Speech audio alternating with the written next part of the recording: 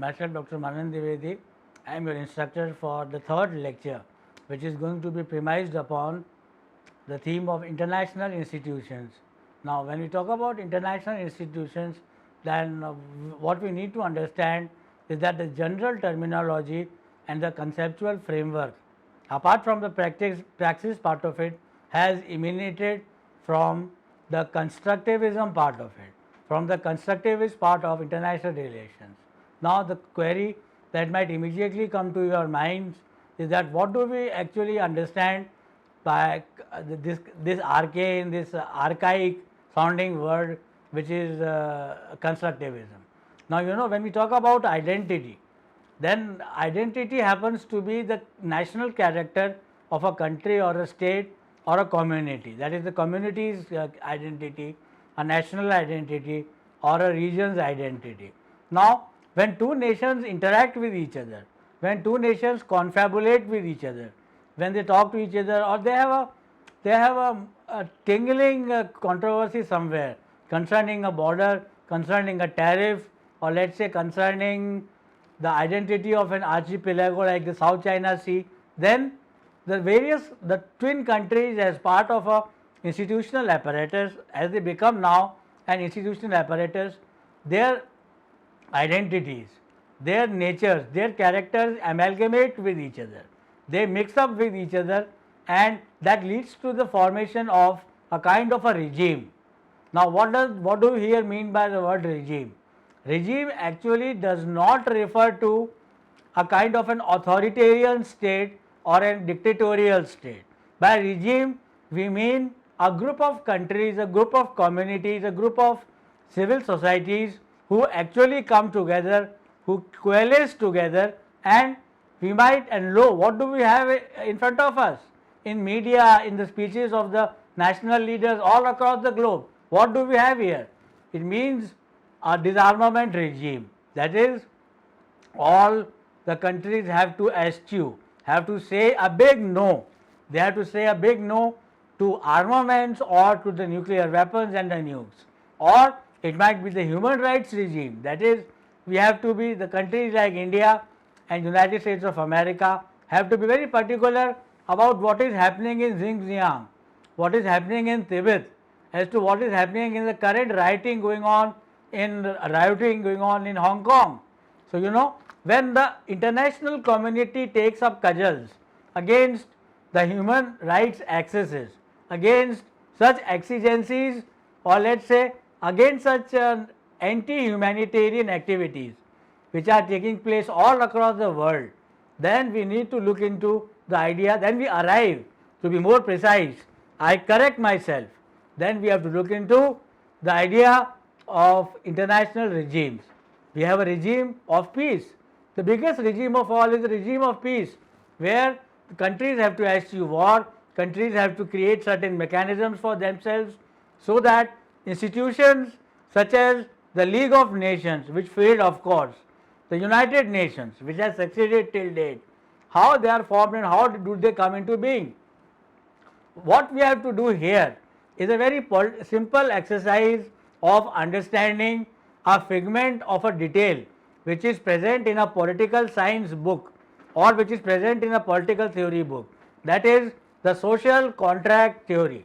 When we talk about the social contract theory, then immediately the first social contractarian which comes to my mind happens to be that of Thomas Hobbes.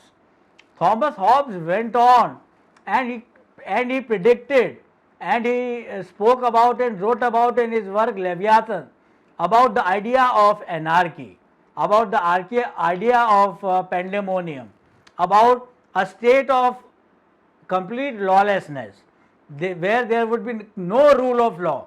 The stronger are going to victimize the weaker, and the strong people are going to always be there as part of a family cabal, as part of a class cabal, and they are going to rule the roost.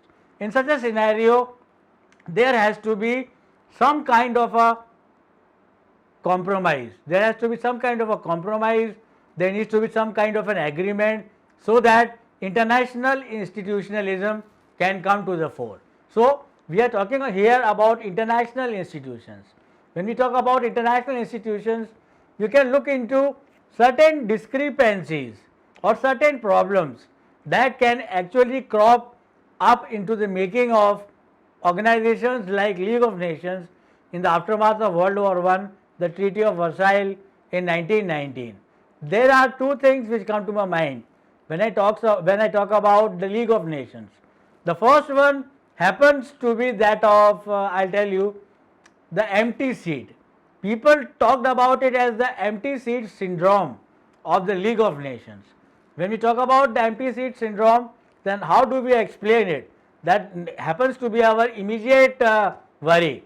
We explain it very simply, we explain it very succinctly by saying that President Woodrow Wilson in 1918 and 19 did not want to become a part of the League of Nations, and though they were supporting the Allied war efforts in the seas and also through the land efforts, but they became part of the war effort of the Allies very late, while the Allies had already won to a great extent.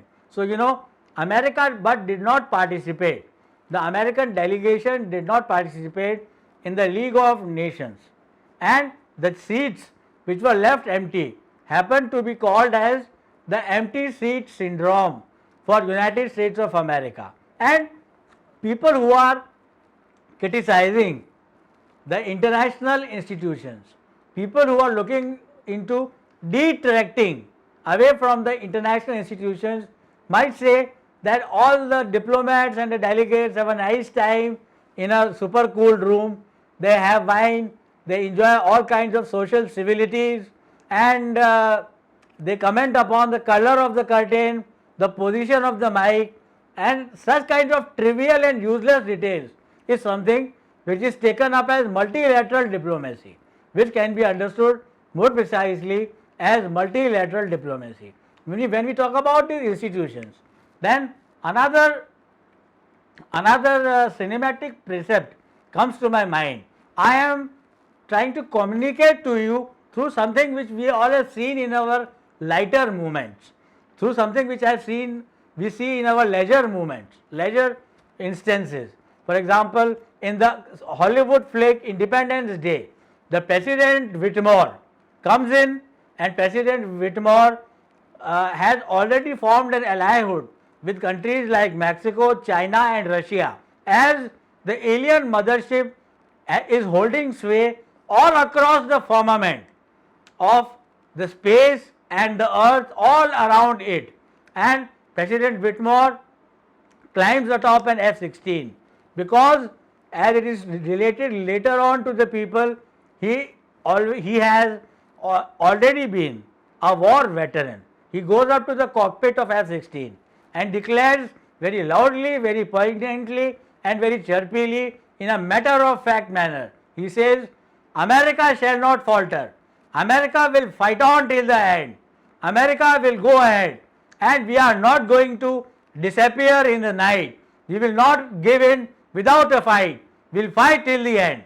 That kind of a scenario, that kind of a regime making, when the American president hiding in the Sierra Nevada with his leftover bits of armory and air force power has already communicated, has already confabulated with Russia, China, India and all other great powers. That kind of a collective effort at maintaining peace, at maintaining freedom, at maintaining independence happens to be the idea behind institutions. And when we talk about institutions, we can jump over to a current incident. Though India and United States are very unfortunately responsible for making the People's Republic of China as a member of WTO and the World Health Organization. Now the Chinese have entered the sinews of the World Health Organization in such a great manner that they have been able to call the shots. And recently, there is this Mrs. Tong, T-O-N-G, this lady interacted with the DDG, Deputy Director General of WHO, and she asked him a question that why are you not telling us about how Taiwan and how South Korea have been able to contain the coronavirus, which I very grudgingly call as Chinese virus or the Wuhan virus. So, he does not reply to the epistle, to the verbal epistle which is given to the DDJ. You ask them hundreds of times and they are not going to reply. That is what WHO said, and that is what the DDG of WHO had to say, that yes, we are not going to comment on it. Please go on to the next question. So, this is the politics of institutions. From the forming days of institutionalism or the foundational elements of international organizations, we come down to the decay, we come down to the challenges which are faced by the international organizations such as United Nations and WHO. Otherwise, the institutions have been doing a very nice kind of a job. Apart from the Iraq war, apart from the Iran-Iraq imbroglio which occurred in the 80s, and apart from the 2003 and the 1991 Persian Gulf wars, world has not seen a world war. But what we need to understand is that if the power ambitions, if the geo-economic greed of countries like China are going to become predominant, then at that particular point of time, the institutions will be the first casualty for mankind. Now I would like to I extend my heartfelt thankfulness to my dear past participants, to my esteemed participants for being such coveted listeners to these few words which come to me, and to these nuggets of ideas which I want to disseminate to you. Thanks a lot, my dear participants, once again.